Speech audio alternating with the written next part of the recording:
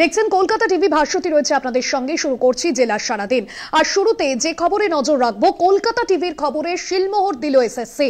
Kolkata TV সম্প্রচার করে যোগ্য অযোগ্যদের আলাদা তালিকা তৈরি করেছে এসএসসি। সেই মতোই 15,403 জন যোগ্য ও 1,803 জন অযোগ্যদের তালিকা তৈরি হয়েছে। ইতিমধ্যেই 15,403 জন যোগ্যদের তালিকা স্কুলগুলিতে পাঠানো হয়েছে।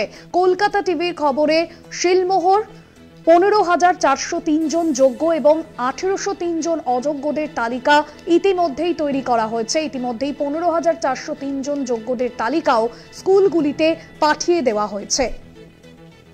এবং চাকরিহারা শিক্ষকদের যে অবস্থান বিক্ষোভ চলছে, তারই মাঝে কলকাতা টিভির যে খবর, সেই খবরে এবার শিলমোহর দিল এসএসসি।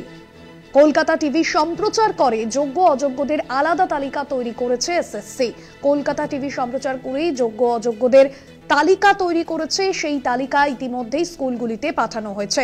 15,403 জন যোগ্য এবং 1,803 জন অযোগ্যদের তালিকা তৈরি হয়েছে। ইতিমধ্যে এক্সক্লুসিভ সেই খবর আপনাদের সামনে তুলে ধরছি।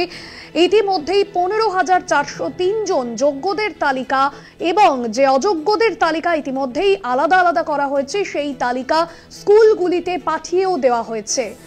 শুভঙ্কর মন্ডল রয়েছেন আমাদের প্রতিনিধি ফোন লাইনে। শুভঙ্কর, এক্সক্লুসিভ যে খবর আমরা এই মুহূর্তে সম্প্রচার করছি এবং কলকাতা টিভির সম্প্রচার করে তালিকা তৈরি হয়েছে, তালিকা তৈরি করেছে এসএসসি।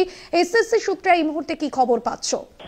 দেখো, এসএসসি সূত্রে সেই যে খবর, সেটাতে শিলমোহর পড়লো। তোমায় জানিয়ে রাখি যে গতকাল আমরা যে খবর দেখিয়েছিলাম প্রথম কলকাতা টিভিতে, যে এসএসসি তারা আলাদা আলাদা তালিকা তৈরি করছে এবং তালিকার মধ্যে স্পেসিফিকেশন রয়েছে, ভাগ রয়েছে। সেখানে সম্পূর্ণ যোগ্য যাদের কোনোভাবে কোনো সমস্যা ছিল না, তাদের নিয়োগ সম্পূর্ণ স্বচ্ছতার সঙ্গে হয়েছে, সময় মতো তাদের কাউন্সিলিং হয়েছে, ওরিয়েন্টেশন যাবতীয় হয়েছে।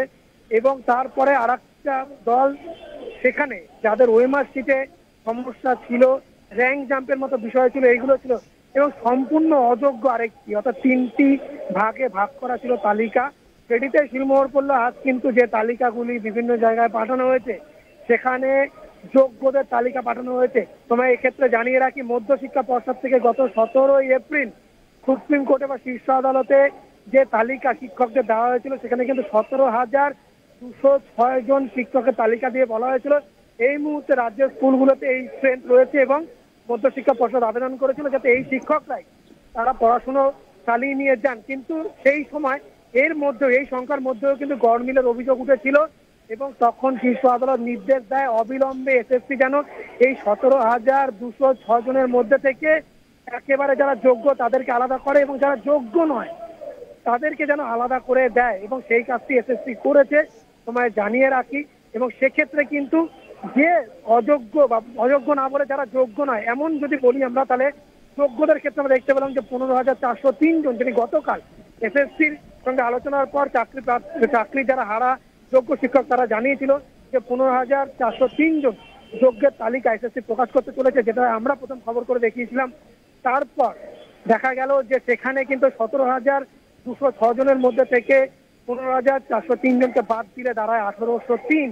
অর্থাৎ এই যে 1,803-এর যে কথা বলা হচ্ছে, এই 1,803 কিন্তু একেবারেই যোগ্য নয় বা তাদের র্যাঙ্ক জাম্প হয়েছে। তাদের শুধু র্যাঙ্ক জাম্প নয়, ওএমআর শিট, সেই ওএমআর শিটে কারচুপি থেকে শুরু করে সমস্যা যাবতীয় হয়েছে, সেটি কিন্তু স্পেসিফাই হয়ে গেল। এবং কিছুক্ষণ আগে এসএসসি চেয়ারম্যানের সঙ্গে আমার কথা হচ্ছিল, তিনিও কিন্তু এই বিষয়টি স্পষ্ট করে আমাদের জানিয়েছেন যে হ্যাঁ, এই 1,803 কিন্তু যেটি পাওয়া গিয়েছে র্যাঙ্ক জাম্প এবং সেই সঙ্গে ওএমআর এর সমস্যা। অর্থাৎ কলকাতা টিভি গতকাল যে খবর দেখিয়েছিল, সেই খবরের শিলমোহর দিল এসএসসি। এবং ইতিমধ্যে এই তালিকা ইতিমধ্যেই কিন্তু ডিআই অফিসগুলোতে পাঠানো হয়েছে স্কুল শিক্ষা দপ্তর মারফত। কারণ এসএসসি গতকাল তালিকা যারা যোগ্য শিক্ষক শিক্ষিকা রয়েছে তাদের দেননি, কেন তাদের দেওয়ার কোনো কথা ছিল না। সেই তালিকা স্কুল শিক্ষা দপ্তরে পাঠানো হয়েছিল। সেইখান থেকে কিন্তু ডিআই মারফত, ডিআই গতকাল যে ভার্চুয়াল বৈঠক করেছিলেন সকালে, পরবর্তীতে শিক্ষামন্ত্রী তিনি সাংবাদিক বৈঠক করে সেটি স্পষ্ট করেন। এবং বিকেলের দিকে এসএসসি যে তালিকা পাঠায়, সেই তালিকা কিন্তু ডিআই অফিস মারফত প্রত্যেকটি স্কুলে এই মুহূর্তে পাঠানো হয়ে গিয়েছে। অর্থাৎ স্কুলগুলোতে যে চিঠি গেছে, সেখানে কিন্তু বলা হয়েছে এই যে 15,403 জন, প্রত্যেক স্কুল মারফত যতজন করে টিচার থাকছেন, যারা তাদের নামের কাছে লেখা রয়েছে specially not to be tainted, অর্থাৎ যারা অযোগ্য নন, এটা কিন্তু স্পষ্ট করে জানানো হয়েছে। এবং তাদেরকে 31শে ডিসেম্বর পর্যন্ত সুপ্রিম কোর্টের নির্দেশ মেনে 31শে ডিসেম্বর পর্যন্ত কাজ চালিয়ে যাওয়ার জন্য চিঠি দিয়ে তাদেরকে কাজে যোগ দেওয়ার কথা বলা হয়েছে। অর্থাৎ এই মুহূর্তে আমরা যে খবর দেখাচ্ছি সেই খবর গতকাল কলকাতা টিভি এক্সক্লুসিভলি করেছিল। তাতে এসএসসি শিলমোহর জেলা আলাদা আলাদা তালিকা করে ইতিমধ্যে স্পেসিফাই করে দেওয়া হয়েছে, স্পেসিফিকেশন হয়েছে কারা যোগ্য কারা যোগ্য নন এবং সম্পূর্ণ দাগি। একেবারে শুরুতেই 223 জন সম্পূর্ণ দাগি ছিল, এই 223 জন সম্পূর্ণ দাগিও এটাও এসএসসি তরফ থেকে জানিয়ে দেওয়া হয়েছে। ধন্যবাদ জানাবো শুভঙ্কর মণ্ডল ছিলেন আমাদের প্রতিনিধি ফোন লাইনে।